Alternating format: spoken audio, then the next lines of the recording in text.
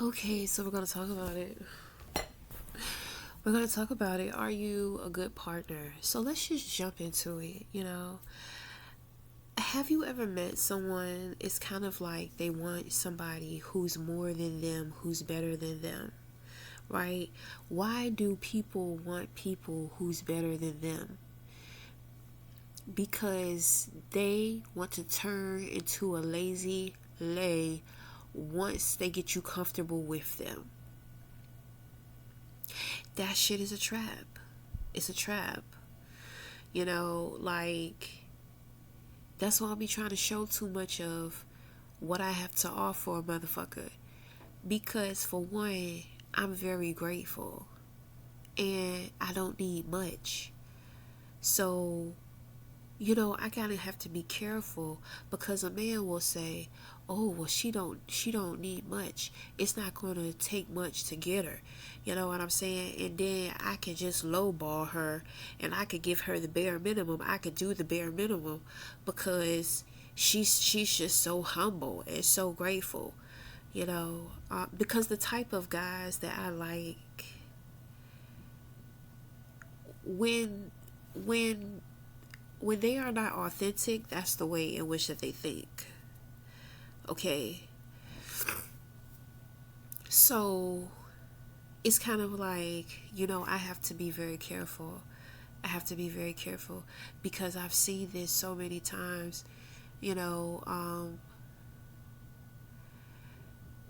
that kind of brings me to talk about my situation now with my son's father. At one point in time, well, when me and my son's father first started off, I had my own. He was struggling. He was living with his parents. His parents picked up and they moved to North Carolina. So he was just kind of bouncing back and forth, staying with people. I had my own spot. I had my own car. I had a job. I was still in high school at this time.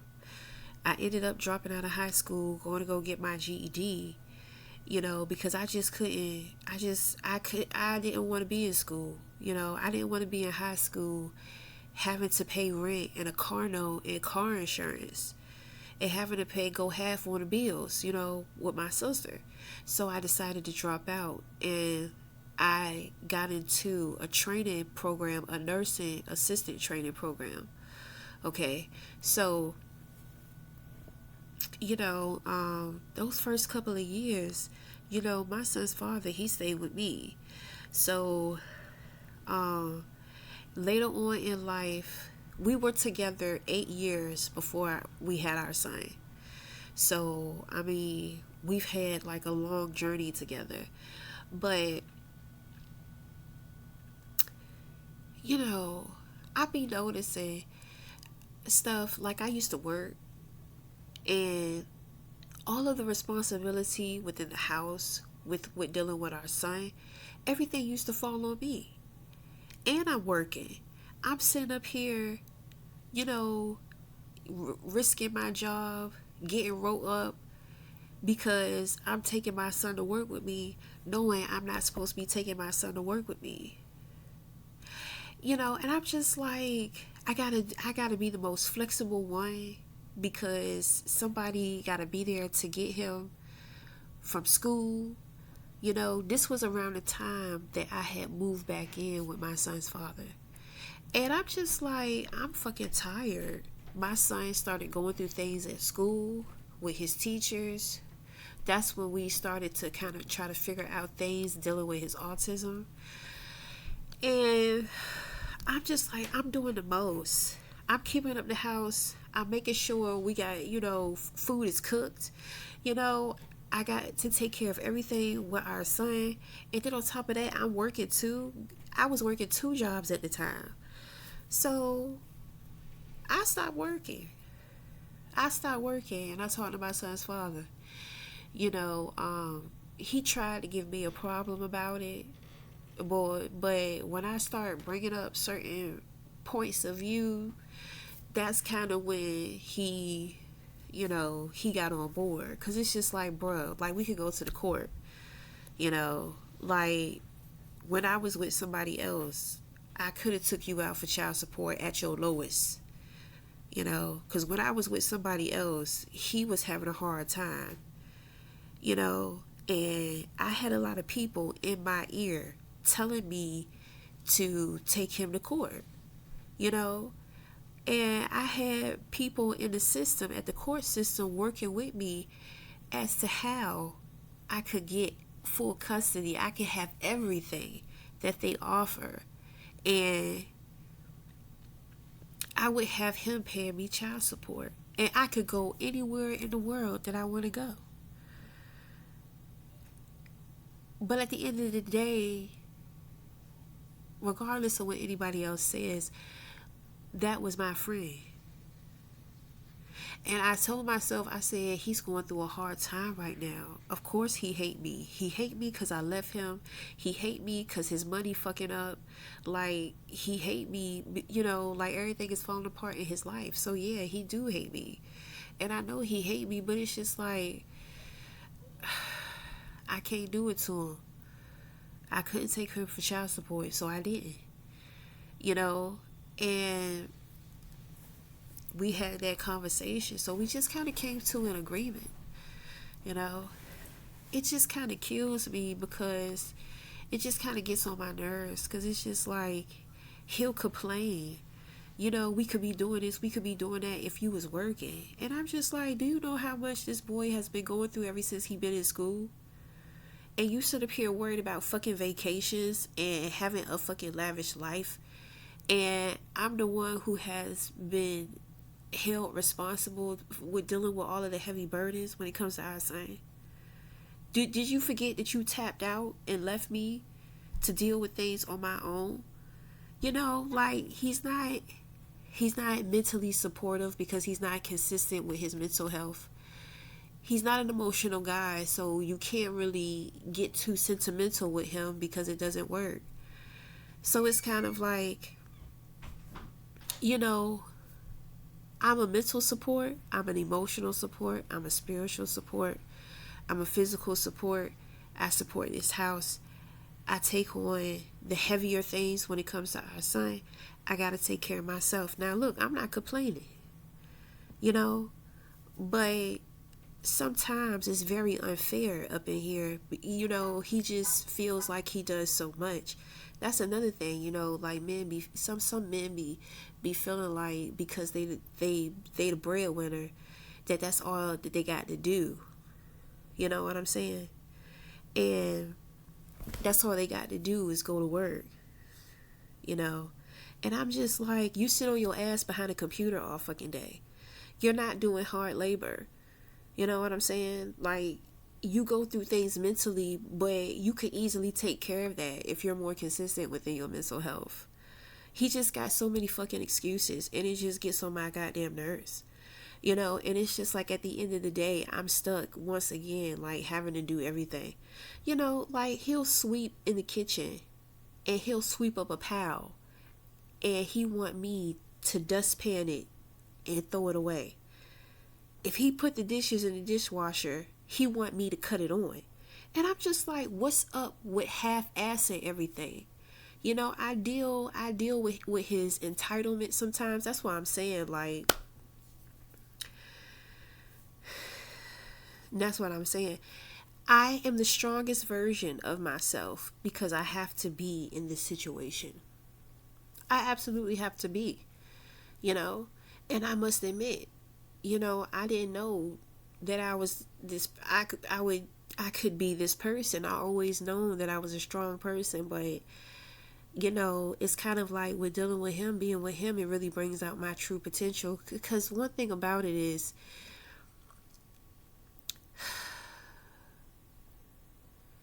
there are times to where it gets draining because it's just like, really can't talk to him. He's not, like I said, he's mentally, he's not supportive. I'm always the support, and I'm just like, you're gonna miss me when I'm gone. And I told him, I said, you want somebody who's better than you, who's gonna do more than you, because you really don't want to be in a relationship. I told him, I was just like, you might as well take this time to be working on qualities of a husband and a partner, because when we separate, you're gonna meet somebody. God already told me, you know God got me here too, wanting to help this man get ready for whoever is coming into his life, when I'm going. And it's kind of like he's not there, like he has a bachelor mindset. He tell me all the time, when you get out of my house, I'm gonna have cheeks up and down these walls. You know what I'm saying? Like whenever he think he doing something, he'll come at me, he'll say, I can have cheeks up and down these walls. And I'm just like, whatever. Cause my thing is, you still be dealing with women the way in which that you were when you was like 19 years old. I was just like, you supposed to be using me and this experience for practice. And I said, you don't take it serious. And I told him, I said, you need somebody to take care of you. You do. And nobody is going to want to be willing to take care of you, especially because you're pushing 40. If you meet another woman within your age range who's the same type of woman as you, I told him, I said, she not going to be on your ass about taking care of yourself. She's going to be focused on her work, her career, her stability with you, her partnership with you. And like, you're going to have to be completely independent. Like, you have been practicing dependency, the both of us have, you know what I'm saying, over these years. I already got the memo. So I've been practicing for when it's time to move on. But at the same time, it's kind of like God had me responsible for him too. At one point in time, God came to me and was just like, that's enough. But, there's a part of me, I'm just like, you're wasting all of this time. You haven't been courting a woman. You haven't been dating her. You haven't been having any practice. Like, I deal with you. We've been dealing with each other for a long time. And I mean, I'm in a more vulnerable position. But because I'm built for it tough, it's the condition in which that I'm in. I mean, I could deal with it and I could be grateful for it. You understand? But it's not going to be like this always. Trust and believe. God promised me a beautiful life, not a life of struggle, because this is struggle. Because I've been in a relationship to where shit was just natural. Like, I didn't have a lazy fucking partner that don't want to do the dishes, but always want to fuss about the dishes not being done. It's kind of like, bro, who dad? You only got one child. You understand what I'm saying? It's kind of like he be lazy. He be lazy, and then he make up so many excuses as to why he do what he do. And it's kind of like he'll do things future forward. So when it's something that he don't want to do or he want to be lazy about, he can bring up what he has already done. And I'm just like, how long have you been doing this shit? Like, you still trying to manipulate shit to make it seem like you're doing the most and you're doing the fucking bare minimum. Like, nigga, I do donuts around your ass consistently every day. This man be, you just need to sit down. Just have a seat and just chill. Just do this and that. No, because if I don't do it, then the shit not going to get done. I live here too. I want a decent house too. You understand what I'm saying? And if he knows somebody else is going to do it, he going to sit back and watch him do it. And do it all by themselves. And I'm just like, that's not a good partner.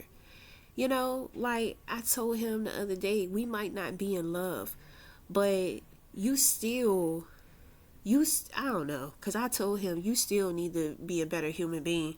Because he do. Because it's just like, you're a shit friend. You know? You're a shit friend and you're lazy. And it's so simple because all you got to do is take care of yourself and your mental health. Nobody else in your life cares about you like that. You know? And it's kind of like the one person in which that does. It's kind of like an issue. You see, people don't know love. You know, I be trying to teach his ass. I be trying to teach him. The shit just don't, you know. He's always his, you know. It's, but I think most men are like this, to where, you know, if a woman ain't giving up no pussy, then it's kind of like she's not really valuable to him. You understand what I'm saying?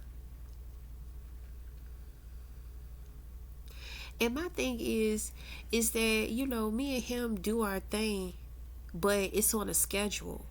You know, you can't possibly think that he's taking care of me and doing everything for me, and he's not getting something. You know, he ain't getting it like he could be. But that's because it's kind of like at one point in time he was, but I had to put so many restrictions on him. You know, he just gets so arrogant. He gets so big headed. And it's just like, you know, he be trying to shit on me. And it just, it's just like,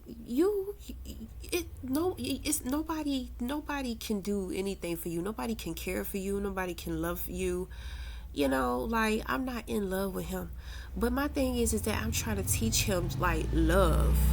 You know what I'm saying? He's so stuck. Like most black people, they so stuck on fucking romantic love.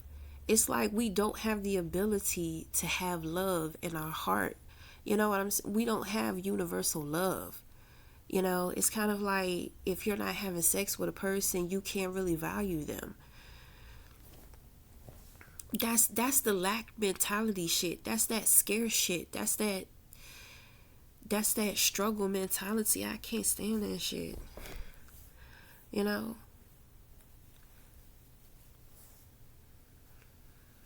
And then he tell me if he was with a woman he was in love with, he would be different. I'm just like, no, you would not be.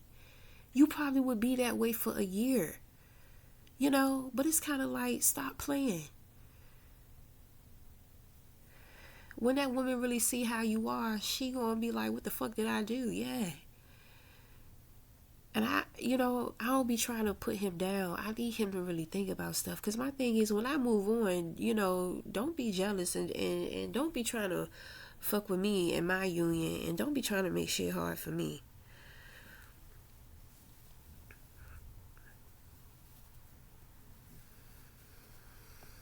He be getting on my nerves.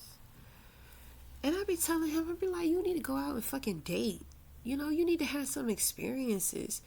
You need to deal with other women, because I guarantee if you dealt with other women, you would learn to appreciate the woman I am. It's just that you're so used to the woman in which that I am and the woman that I've grown into. And then sometimes it's annoying because he always want to hold me to being who I was in the past. And I just be like, this is why people who grow, people who become successful, the people that they start off with, they have to end up leaving them. They have to. This is why this shit never works. You know? Some days I stay conflicted, because I just be like, I want to be in a financial position to where, I could kind of give back to him for everything in which that he's done for me. But then I just be like, he doesn't deserve it, man.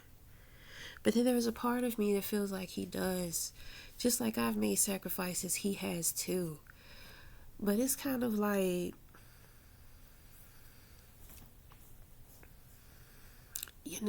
this is kind of just one of those times to where I really just can't stand him.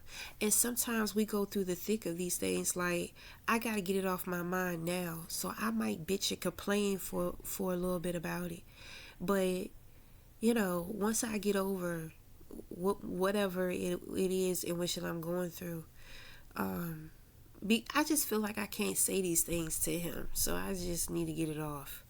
A lot of things that I do say, but you know,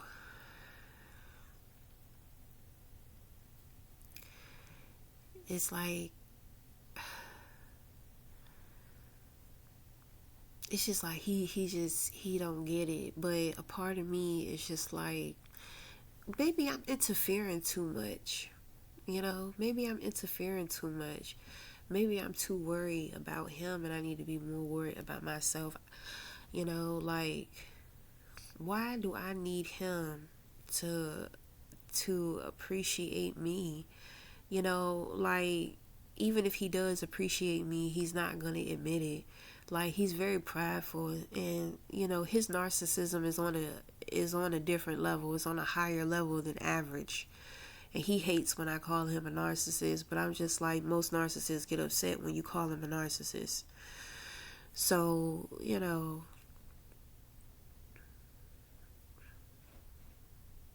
I laid his ass out the other day though. I laid his ass clean out. I just couldn't take it. He was just getting on my fucking nerves. There are times to where we have conversations, because we'll just kind of both go through having a bitch fit, because it's kind of like, I wish that I could date. And it's just like, boy, shut up. You can date, and you have dated when we lived together. Like, we lived together. He went on 2 dates, and he had the girls come to the house and pick him up. I don't give a fuck about that. I hope you come back happy. Shit. But he always making up some damn excuse. Like, bruh, you're fucking lazy. Like, you don't want to put in the work. But when you don't have nobody here, you're gonna have to put in the work.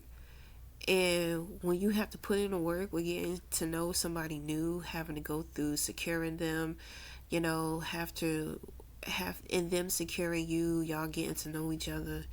Like, you gonna have to put work in. You just so used to me, and I make shit easy.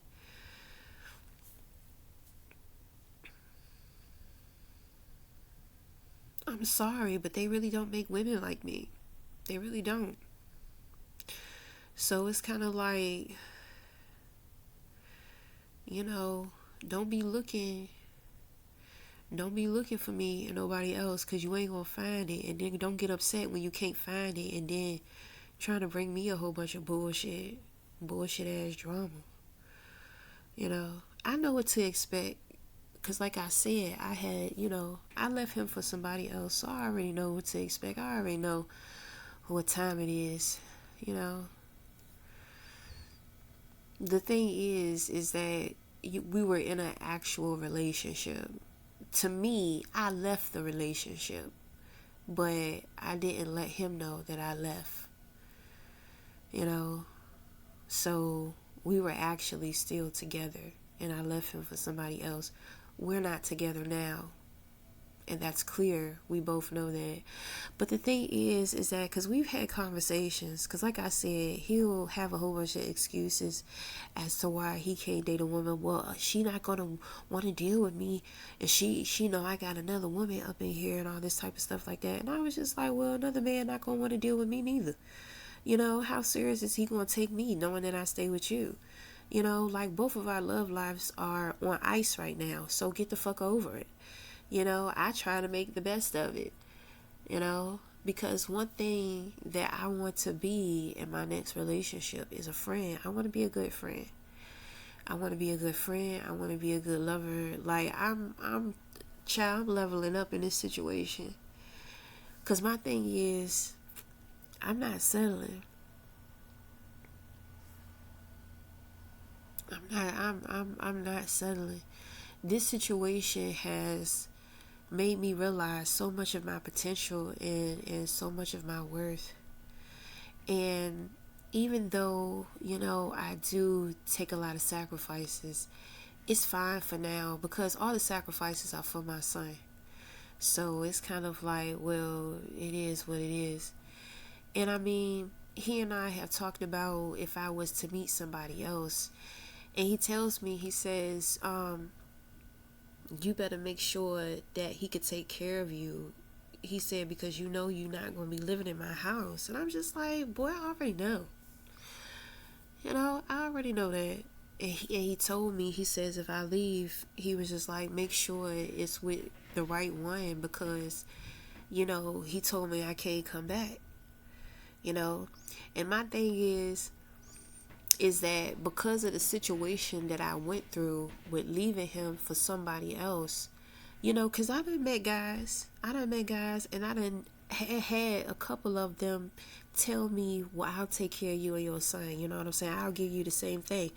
But my thing is, you ain't gonna take me from one prison to the next. You understand? And I'm not saying that my situation is a prison. That's metaphorically speaking. Okay? Because the thing is that I'm in a vulnerable position. You gonna try to move fast. Why? So you can lock it down and turn into this man that I have been dealing with for all this long time, who I don't want to be with and don't want to be with me. Then we gonna end up going through the same thing. Like, no, hell no, taking my motherfucking time, you know. But I mean, it's pretty much over, you know. you know. I don't. There's no way I can build trust with anybody and being in this position, you know. And I mean, shit, it is what it is. My priority is my fucking son, so I don't really care, I told my son's father, I said, well, I be having my sneak links, and you ain't never gonna know about it. Cause when I do what I do, I don't do it nowhere near home. I don't do it nowhere where he'll ever find out. Child, I don't be in the city. I don't be in the 757. I don't be in the city. I'm not even going to be in the state. When I have my little romantic affairs, I leave the state. And that's not often at all. So, but I told him, I said, you ain't going to never know my business. You ain't going to never know. You ain't going to never hear about it. Like I tell him, you protect yourself, I protect myself. So, whatever. Yes, sir. Yes, sir, yes, sir, yes, sir. I mean, it is what it is. Cause I'll tell you, he'll act like he don't care about me seeing another man, but if he see it with his eyes, it's gonna change, I had a friend that went to jail for shooting his girlfriend. He shot her, paralyzed her. Like, he shot her because it was another man around, and the man was just a friend. That dude was out here, he was trying to get with my sister. It was other girls that he was trying to get with. In the moment that his girlfriend befriend a man, he do all that. So, I mean, you can't trust, and he'll be taking care of his mental health. Child, I don't trust him. I don't trust him. I'm smart. I know exactly who I'm dealing with. I know exactly how to move. And my thing is, I mean, I've had male friends though. Like, I've met male friends at the store. I met, when I used to get my weed from the street man, the street pharmacist. Of course, I will always introduce him, because there were times to where I would hang out with my weed man, and I want my son's father to know where I'm at. So I'll text him where I'm at. Like, I would text him every 30 minutes. Whenever I go out with anybody, I text him every 30 minutes to let him know where I'm at.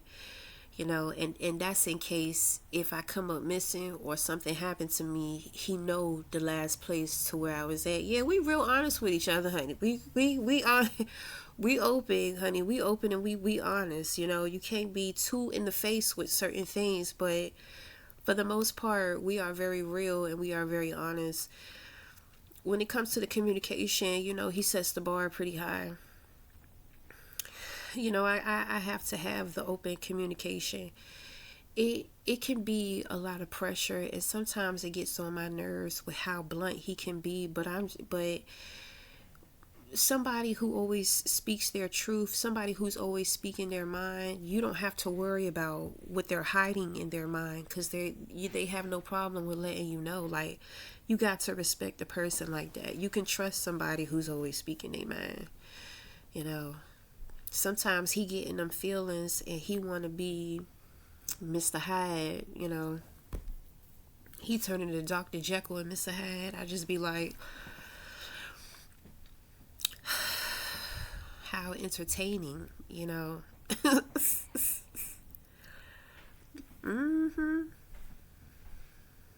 know that man very well. So, it is what it is. I love his honesty. You got to respect. You got to respect it. When he starts going off, speaking from his opinion, child, I ain't trying to hear that. I ain't trying to hear that. We all got an opinion, and opinions can be very judgmental. I'm not trying to hear too much of that shit. It's kind of like, well, your opinion is yours. Mine is mine. But what's facts, Where's the mutual understanding? Where are the facts at? That's what I'm trying to talk about. But yeah, so I've shown a lot of videos, of the lighter side of things. And this is going to be my final video, because I don't let people into my personal life, my private life. I never really talk about my relationship. I have a lot of relationship advice to give, and people don't understand how, but it's just like, I think that I've given you enough. I've given you the good, I've given you the bad, I've let you know how ugly sometimes shit could get. Like, he has been my main experience, but I've had many other experiences. Yes, sir, honey. Like I told him, I said, you be trying to play me, child. He be trying to come for me. He be like, don't nobody he be like, don't nobody want your ass. I be like, you got it fucked up, honey. They lined up waiting for your ass, waiting to push your ass off that cliff, but they know he can't be touched. They can't mess with him. People can't fuck with him. He's chosen. I done seen a lot of people try to do things to him. It never works out for other people. Sometimes I can hear people in the spirit, and I be trying to tell people, don't do it. So like I said, I may have a lot to say about him, but remember, I know that he's chosen. So there has to be a level of respect. There has to be a level of fairness and mutuality, But yeah, we're very honest. That's one of the things in which that we teach our son. I like for my son to kind of see what we are, because our son has questions like why we don't do this, why we don't do that. Like, our son doesn't see the romantic aspect of things between us, so that's why our son has questions about our relationship. But we just tell him, like, we're friends. If you have a child by someone and things don't work out, you saw growing up how those two people can overcome their issues and be parents and just try to do the best in which that they can for, the child. And you can see your dad and his perspective, and you can see certain things that maybe he doesn't really necessarily like about me that I do. And it's the same way for me too. You know what I'm saying? He gets to see, he just kind of gets to see us both interact. And children are watching. He's watching both of us. You know what I'm saying? He's listening to both of us. So, I mean, he loves both of us, you know. So you got to be careful too. I grew up in a single parent home. I got a lot of experience with relationships. My parents were together for 7 years of my life. They separated. Um, I want to say a year or two later, my stepdad came into our lives. So, I mean, I've seen different dynamics of relationships. And then as a child, just kind of seeing my mom, my dad, my stepdad. Then my dad ended up, meeting his girlfriend. So, spent some time with observing them too. So when you're co-parenting with someone, you definitely want to be careful though, because you want to be careful. Like, you don't want to talk too much shit about the other parent in front of the child. I know a lot of people do it, but it's really awkward for the children. I went through that. It was very awkward. My mom used to do that, but my dad never did it. He never said anything bad about my mom, but she would say a lot of stuff, so, you just kind of want to, like when I get around my sisters, when I'm pissed off at him and my son is around, I don't really say too much. And I usually wait until the night dies down and, he's drifting off to sleep. I may pull, talk to my sisters, have a deep conversation, talk to them about some things. But for the most part, I try not to let my son hear too much of what I say about his dad when I'm in disagreement. They're listening, they're watching, they pick up on everything, honey. Trust me. All right, but we're going to wrap it up here. So until the next time, we'll talk again. Thank you.